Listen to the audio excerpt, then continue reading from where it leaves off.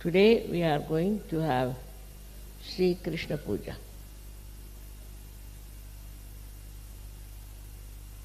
It is a very important thing about the power of Sri Krishna that gives you a witness state. This is very important also because in these days of Kali Yuga and complete confusion of value system, all kinds of turmoil makes a very complex conditions to exist.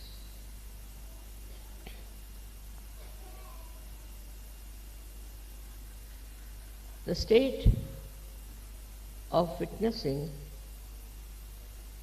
is only possible through meditation. You reach the state of thoughtless awareness. It's combined together. Now the witness state is such a state where you just do not react.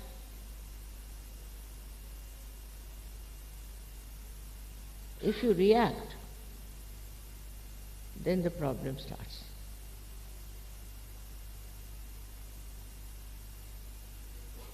It's a very simple thing to understand that we react through our ego or through our conditioning. Otherwise, there is no way to react. Anything. Now, for example, there is a beautiful carpet here. As soon as I look at it, if I use my ego, I'll start thinking now from where did they get it? How much they paid it?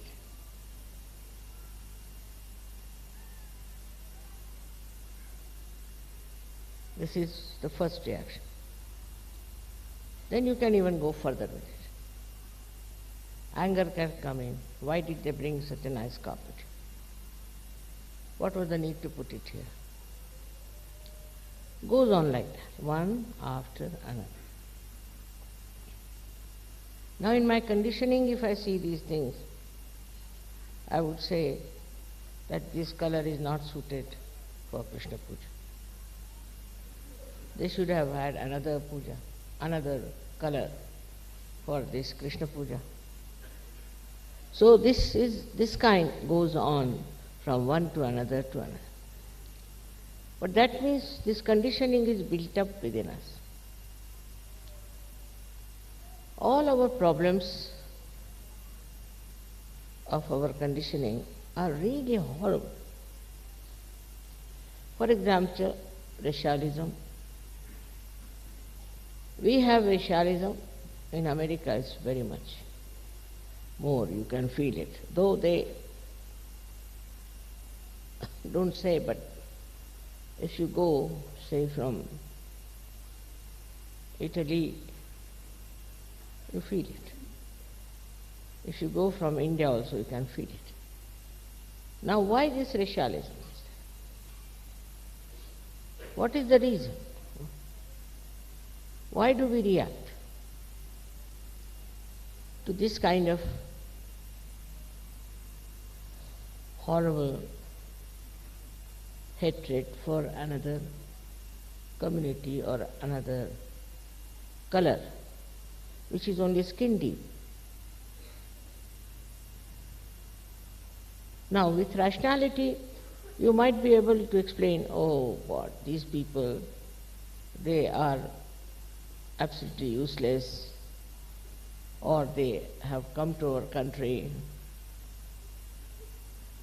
and are just troubling us. All these conditionings are there.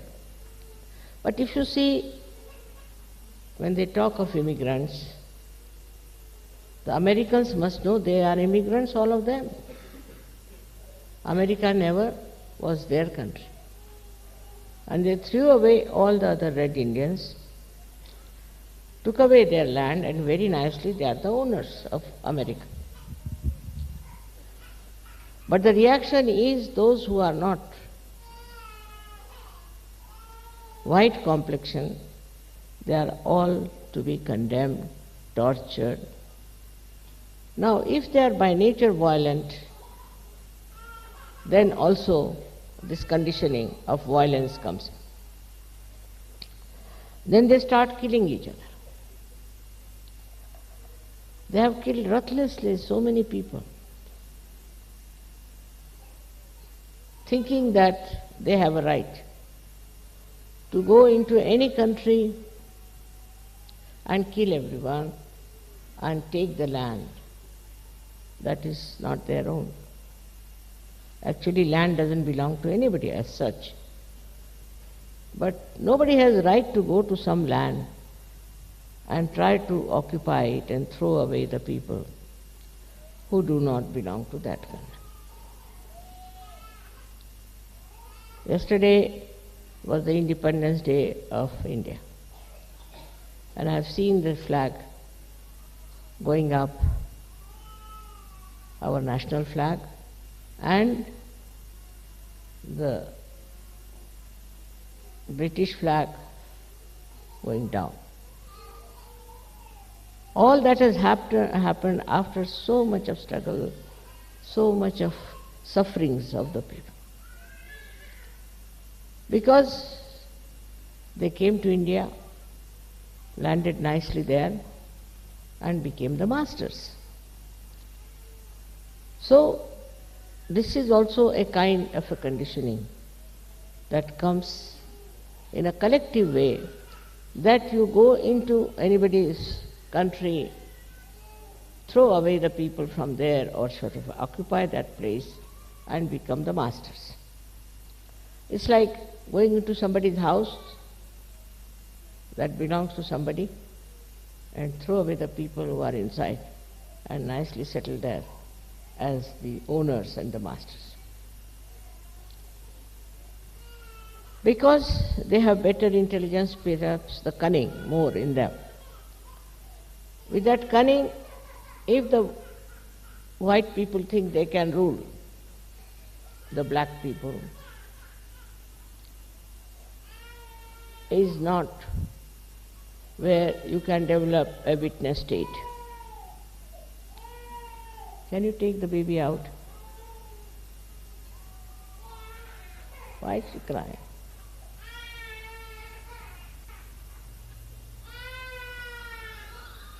इतना छोटा बच्चा क्यों रो रहा?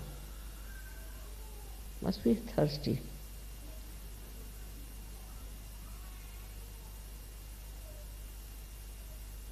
All right. So this kind of conditioning is like a plague and moves from one country to another country, where some people think they are superior and make people look inferior, and the people also are there who accept this kind of a situation, accept this kind of a position where they are supposed to be equal. I would say take the example of America, because this has been celebrated by Americans, and because Krishna is the ruler of America. He himself was a dark person. Himself was on the black side. And in the same country where he rules, the another great thing is that they don't realize that if all the black or the Asians get out of that country now, I don't know what will happen to them. All their sports are managed by the blacks. If you want to see any American sport, 99% are black people. Then if you want to also see the music, Because these black people, though they have black color, which is all right, as you have white, they have black color. But they have a voice which the white people don't have. They can sing so well that no white people can compete with them. The full justice done to the color. Now, if you take out the Asians, all doctors, all nurses, all architects, all accountants, all of them will disappear. Now what will remain? You have to understand that it is color which is nothing to do with your intelligence, with your value system, with your spirit. We are here to achieve our spirituality. The spirit doesn't understand color because it is so superficial and it is so very cruel to condemn someone for the color. Same now is happening as the reaction. Every action has a reaction. So what happens is that you find the blacks are reacting. They are reacting and their reaction can be very dangerous. Every day I read their reactions are coming up so badly, not in America, but all over. They are now thinking they must rise and oppose this domination. But in their own country, where they have people of different colors, little variation, I think. They are all black people, but little variation maybe. So they form groups and they start cutting each other's throats. I've seen on the television how ruthlessly they kill. I don't know what is the difference of color is, but somehow they have formed groups, and this group will go kill that, and that group will come and kill. It's not like Kaurava and Pandava. It's not two types of people, absolutely opposite. It's not that the negative and the positive is there. It's not. They are all negative, whether they are white or black. And they start quarreling and fighting with each other. Now this violence is growing so much. I think violence is the only weapon they use now to express themselves. You see here, something happens, so somewhere there you find they explode bombs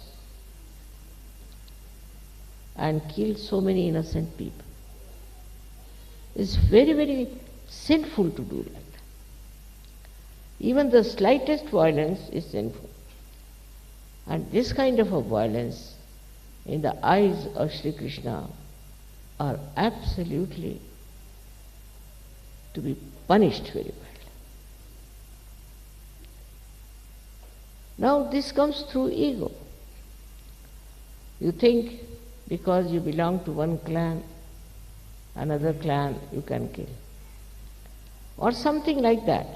A funny idea into human mind comes in, and you decide that you have a right to kill another person. Or one may say this comes from hatred, but hatred is an outcome of ego. When the ego starts acting, it collects all these things, like hatred, also possessiveness, anger, violence. All these starts coming out of the ego, which actually blinds the person. You become blind to the fact that there is no need to have violence, no need to hate someone, no need to kill anyone, because of this ego that is there. Now one may say, Mother, how does this ego build up in a people? Of course, mostly it is due to reactions. Also it is due to the conditioning. If the child is told from the childhood that you should hate these people, they are to be hated, they are wrong people, they are bad people, they just start doing that. When they grow up, they start showing that hatred is now like a cactus, growing very big and is killing others. There is no justification for this kind of a behavior by human beings. If they are human beings, they have to have human qualities. And that is what is possible only if we learn how to just witness and not to react. For example, you see two cocks are fighting. You enjoy that. Two cocks are fighting, people are enjoying. One cock dies, they are very happy. As if the one which died had killed his parents or did something like that. Very surprising. Now in Spain, even now, there are these bullfights going on. Every year, 6 bullfights, every year. And the hall contains more than 10 times more than we have here. And is always full. And now the women have taken to fight the bulls. Now if the bull is not killed, they allow the bulls to go on the street and kill people. This kind of a violent enjoyment is still lingering into the minds of the people.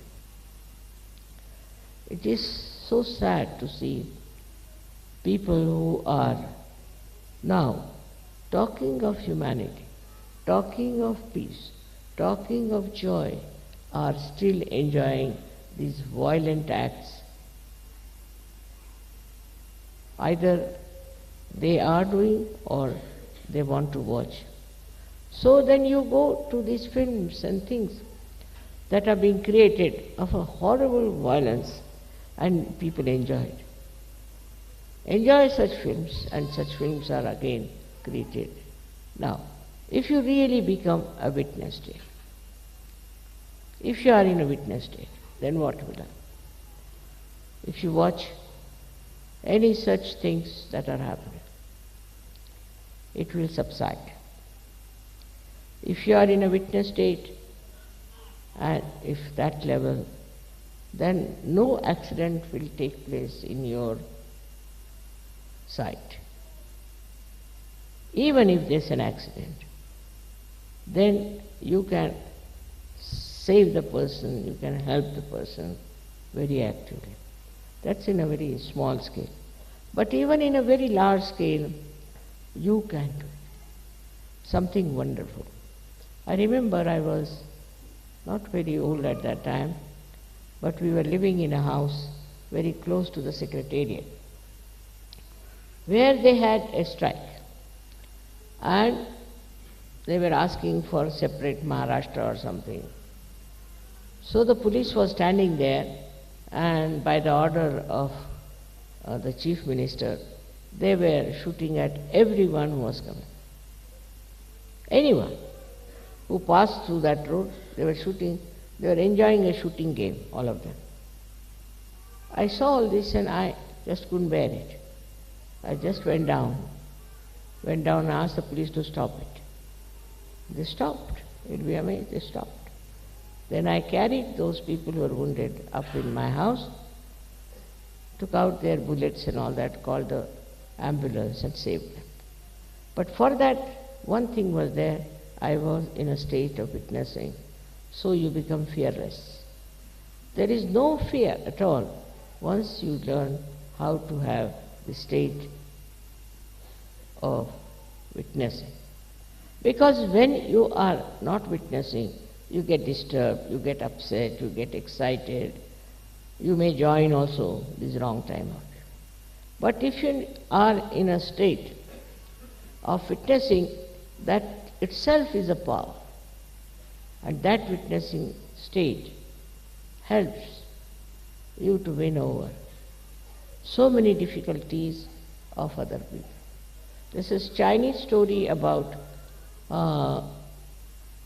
a saint. So one king brought his cock to him and said, "You train my cock in such a way that he should win." He said, "All right." So he kept the cock with the king for 1 month.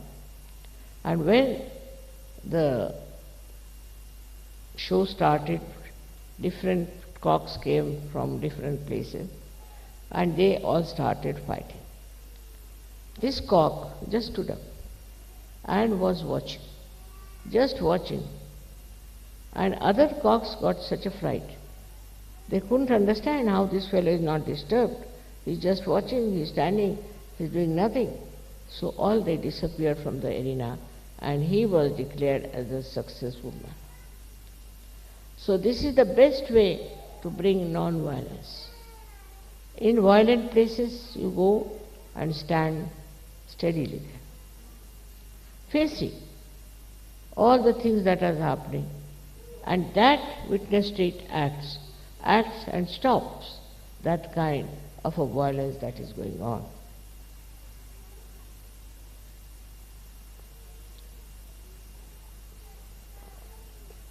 But witness state is not a mental state. It is a state of a spiritual ascent where you become a witness. Best way to practice witness state is not to criticize anyone. Not to criticize. I've seen people who are all the time criticizing others. They cannot criticize themselves, so they start criticizing others. So much so that they don't even see what's wrong with them. They don't even say what wrong they have done to others, because they think they have a right to criticize others, and they enjoy this criticism very well. Actually, there's nothing to be criticized. You just watch and see for yourself. That's all is your right. You have no right to criticize anyone or anything. But some people think if you do not criticize, then it will go on like this and it will never stop. It's not that. Once you watch the thing yourself, only just watch, your attention itself is enlightened now. With that enlightened attention, you can just watch and stop the nonsense that is there. But we are always conscious that we are something great and we have to do this and we have to do that. Under these circumstances, what happens is that you become another problem. Because what can you do? You can't do anything. But what you can do is to watch. By watching and by just seeing things as they are, you really develop a very different state of being. Firstly, all such people who are just witness, what happens to them is very interesting, that their memory loss is much less. Because whatever they see becomes like a picture to them. Like we can say, they can tell you even the color, the folding, everything.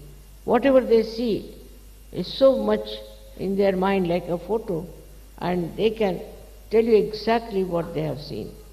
And your memory is not lost. While if you react onto everything, your memory becomes horrible. And people are so much habituated with reacting. Like I know of one gentleman, he had a habit of reacting, and I was going with him in the car. So he was reading every advertisement, every name of every shop, every person, everything. He was just telling who is that, what is that, this, that. I was wondering, look at this gentleman, he's talking so much, what will happen to him? But ultimately I found that all such people who are all the time reacting become, actually they have, I think, senile decay, or maybe they become forgetful, very forgetful. But this is not the only loss we have. With this kind of people, when they are formed into a collective, they can be very dangerous people. Because with that kind of a nature, they have to do something. They must do something, because after all, they are combined together for a purpose, or we can say for some reactions which all of them have built up. In small things, in big things, you will find people do like that.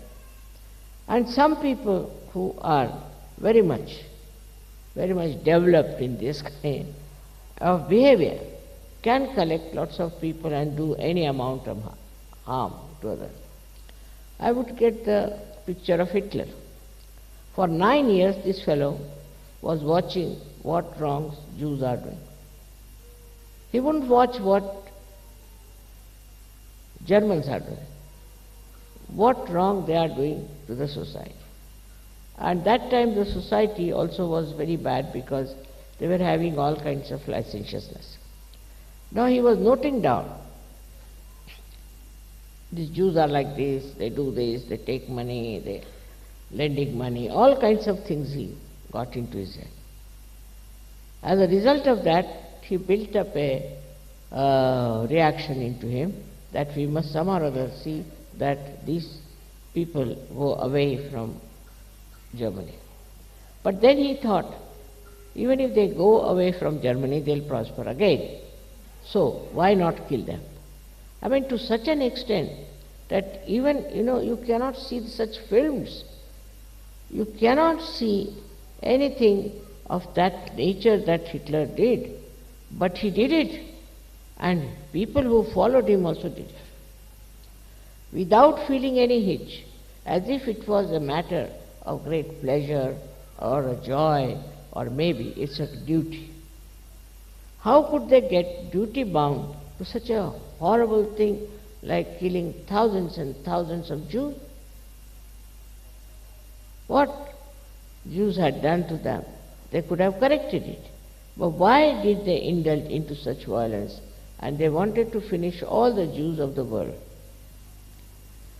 It can be very, very dangerous, because once you start losing your witness stage, you can fall into negative collectivity. And thus this negative collectivity acts in such a bad manner that all the conflicts of the world, all the problems of the world perhaps are related with this. So as Sahajogis, what should we do?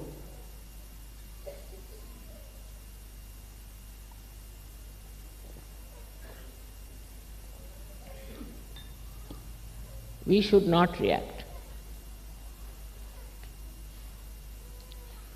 We should not react. If you see something wrong, all right, you meditate on that. You meditate. If you find anything wrong happening, all right, meditate on that. If somebody is unkind to you, at that moment do not react. Afterwards, when that person is quietened, you tell him or tell her. Because at that time when he's so volatile or she's volatile, if you tell, nothing will happen. Gradually, I don't say always you can win over such people, but gradually you may be able to make them understand that it's wrong. It's wrong to do things which they have been doing. In a way, you see, the reaction to anything which is stupid also can be very self-destroying. Like some people have built-in reactions, like you have seen this Mr. Clinton behaving. I mean, you can't understand a man of his stature, of his level should have such reactions. But must be from his childhood, or I don't know how he built it up. Now he is in trouble. Very shameful. This also is, I think, perhaps comes from a very great indulgence into reactions. Why should you react to a woman? I can't understand. Or to a man.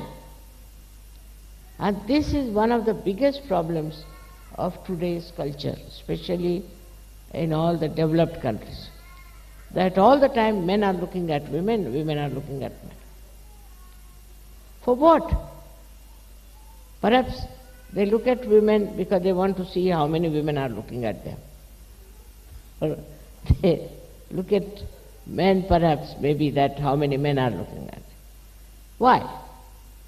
Why is this happening? Because they have some inferiority complex in them, or that they want to attract the attention of everyone. I mean, horrible things are done these days to attract the attention of others, to get the sympathy of others. I mean, if you see the level of your awareness, where it goes, you'll be amazed. Like they say, one lady killed her 8 children just to get sympathy from others. You think of such horrible things people are doing. Now, if you want others to have reaction, you do this. That you want others to see you or to react to, I don't know, to give you importance, you can say. But what's the use of such an empty importance? But people are seeking. And it is a very common disease of modern life. All the time, how you should look, how you should appear, how you should walk. Everything is so stupid and wastage of energy. God has created human beings very, very different. None of them are copies. No. Even in the nature you find the leaves of trees. They are so unique, you cannot match them with another tree. So that's how human beings are created differently. They are made like that. One has to accept whatever you are is all right. Why do you want to look like another person? This kind of reaction is extremely stupid, I think, that we are spoiling our energy and life for something absolutely worthless. Now, you being Sahajogis, your worth is great. You have come here to emancipate human beings from these silly ideas and foolish ways, the way people are behaving. I don't know whom to blame, but suddenly our attention has become very diversified. Our reactions have become very, very funny. One doesn't know why people react like that, and then why do we worry about what people react? All these things are not only on individual level, but also on a collective level. As a result, you see, new kinds of value system has been created. Now for a mother, say for example, she'll boast of how many men are running after her. Or she would think she's a great actress. I don't know what they think of themselves. And the way they talk about themselves is something surprising. If she is a mother, she has to be a good mother. And she has to look like a mother. But they are so much engrossed or they are so much standing on the basis that they have to be extremely attractive, they have to be the queens, or I don't know what a position they want to have. Same with the men. You see, if you have something within you, if there is any quality within you, is there anything that can qualify you as a great man, it will be showing. You don't have to advertise, you don't have to pamper it, nothing. It will be showing. So that indifference, if you have towards the public opinion, I think you can achieve a lot.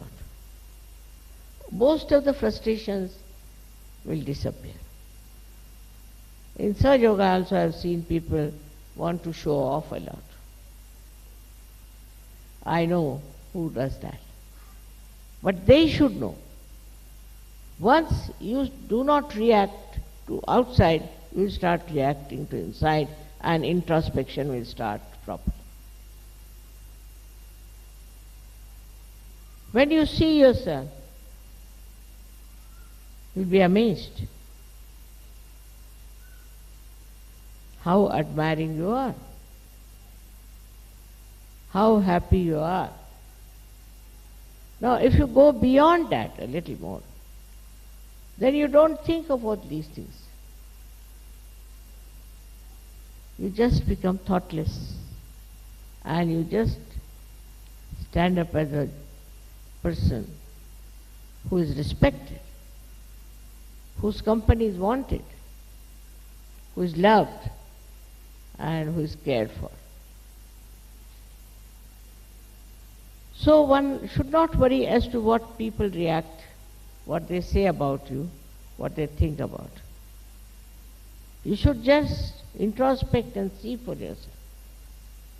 After some time, you don't need even introspection.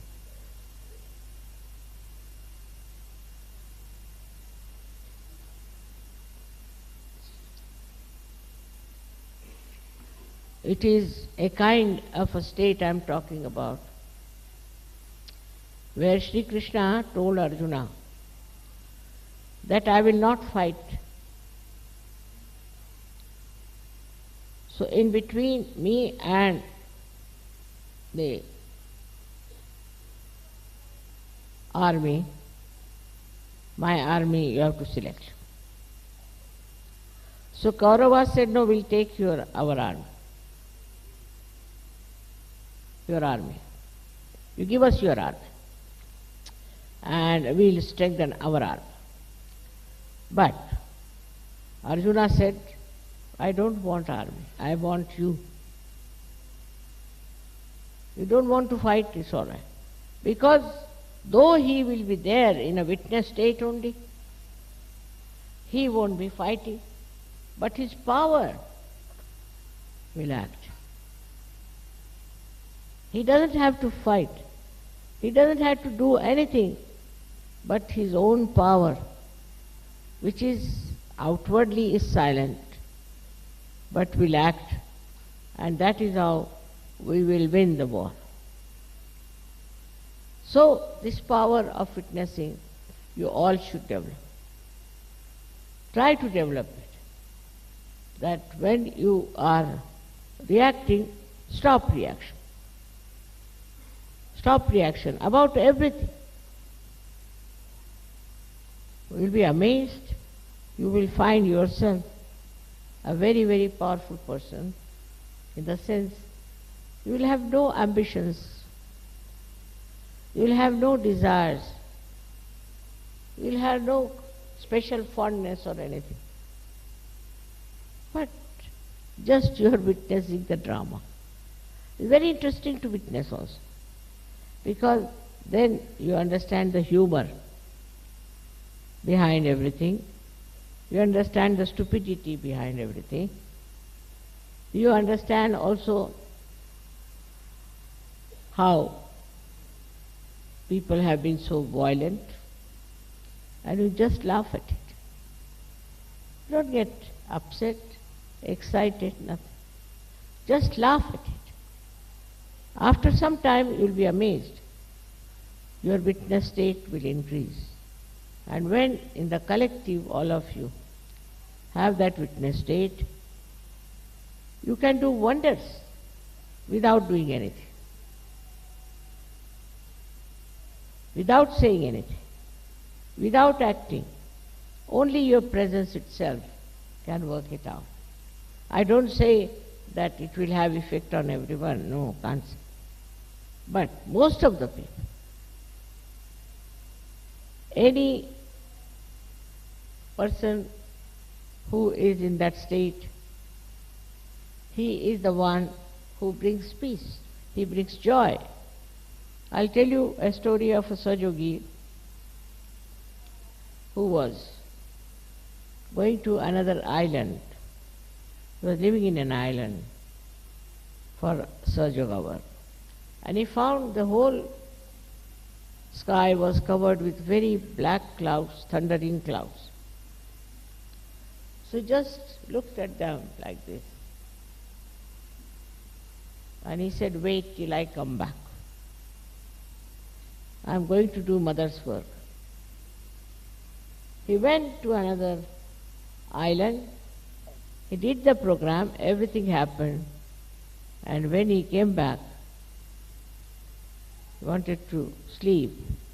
And suddenly it started raining and thundering. Even the nature understands. Nature understands that you are in that great state of witness. But if you are very ambitious, even in Sahaja I have known people who are very ambitious. They want to become leaders, I don't know what else. Actually, it's all a myth. All mythical things they want to get to and worry their heads about mythical things. Once you learn how to witness, you will know the myth, you will know the absurdity, you will know the Maya. So to overcome the problems of personality, the best thing is to witness. Practice witnessing. Everything. Before talking, practice witnessing.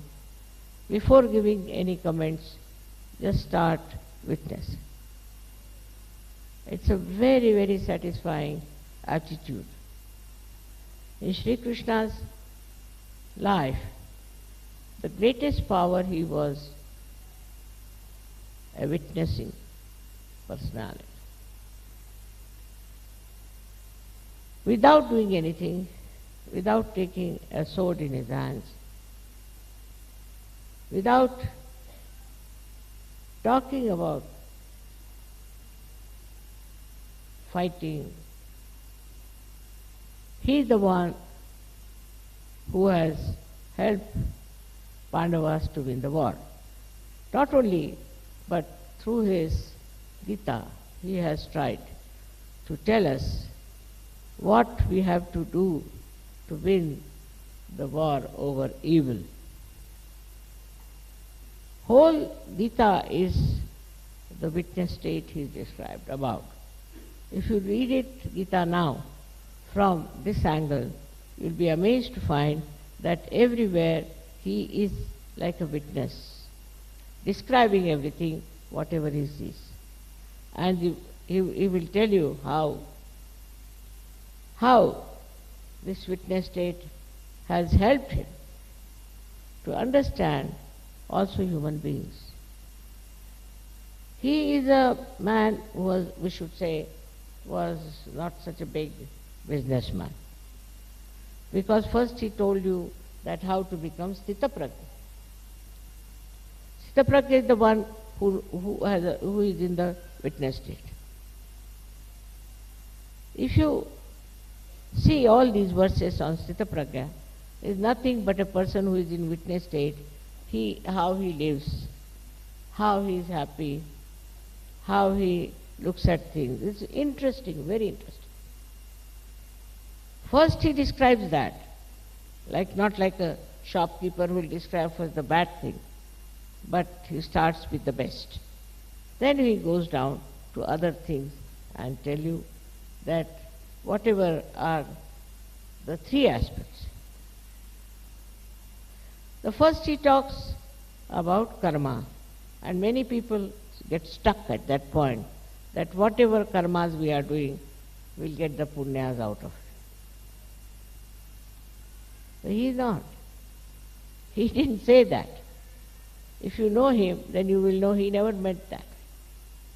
What he says, that whatever karmas you have to do, you can do it, but leave the results to the divine power. Results are from the divine power. Now maybe that some people think that they have got money because they have done good karmas and start doing all kinds of bad karmas with that money. He didn't say that. He said, leave the results to the divine power. Because divine power knows best what is for you. And so, if you think you have done something good, you have served somewhere to the poor, you have done something really good for the women or anything, the result of that, you leave it at the feet of the divine power. Means that you don't build up an ego for whatever you have done. So very well he has written this, but to understand him, one should have again the witness state to see what he has written about karma. Then he has written about jnana. Jnana means where you know. But that doesn't mean you go on reading books, never. Jnana means to know what you are. That means you have to be a Sahaja-yogi, by which you know so many things through vibrations. Jnana doesn't mean reading books. By reading books, you become more ignorant. So jnana means that you must know yourself. If you do not know yourself, you do not know anything. So it comes to that you must get your self-realization. You must know yourself. It's the second thing he has said. Lastly, he talks about bhakti. Bhakti is devotion. That too is another trick of Sri Krishna, the way he describes bhakti. Now you find people on the street, Hare Rama, Hare Krishna, singing. In one word he is concluded. He says you must do Ananya Bhakti. Ananya means when there is not the other. That means when you are submerged yourself into the divine. You are one with the divine. Then you should do bhakti. Otherwise, I do not accept. Says that if you give me some leaves or some fruits or some flowers, I will accept. I will accept. But for him, the real bhakti is only possible when you become one with the divine. Otherwise, it's just a show. So, the third bhakti part also comes after self-realization. Now, in the bhakti, you see, there is no what is the value is and how much you paid for it and how you bought it is not important. For that, and a great example is of Sri Rama when he went in the jungles. there was an old lady from the scheduled caste, means she was one of the Billini, as they call it. These people live in the jungles. So she brought some berries and offered it to Sri Ram. And she said that I have tested all of them and they are not sour. All of them I have tested. Now after testing something in India, people call it, it's become not to be eaten. I mean, we cannot taste something, give it to somebody else. It's not done according to Indian culture. But Sri Rama took it. He took it as a what? Beautiful fruits. I have never eaten such fruit. So Lakshmana got very angry. Said, you stupid woman, you have eaten these fruits and that's what you are giving to Sri Ram. Why did you do that? So Sita was watching. So she asked him, why don't you give me some of these fruits? He gave. She said, my God, what nice fruits these are. I have never eaten such good fruits. So then Lakshmana also, his temper came down and he said, can you not give me some? He said, why? You were so angry. Why should I give? So ultimately she gives him that fruit. So what did he see in those fruits? Was the love. The love of this old lady living in the forest.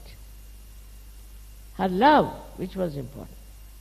So when you want to give something also, it is your love which is important. Not how much you paid, what value you have spent, nothing. It's the love with which you do it. And that love should be evident. If such things can happen, even with Sri Krishna, the same thing happened. He went to, they called them Hastinapur in those days, where these Kauravas were ruling. And the king was the Duryodhana. And he asked him, you come and stay with us and have food. He said, no, I won't be able to come. He goes to another person, Vidura, who was the son of a maidservant, Vidura. Because Vidura was a realized soul. He was a realized soul.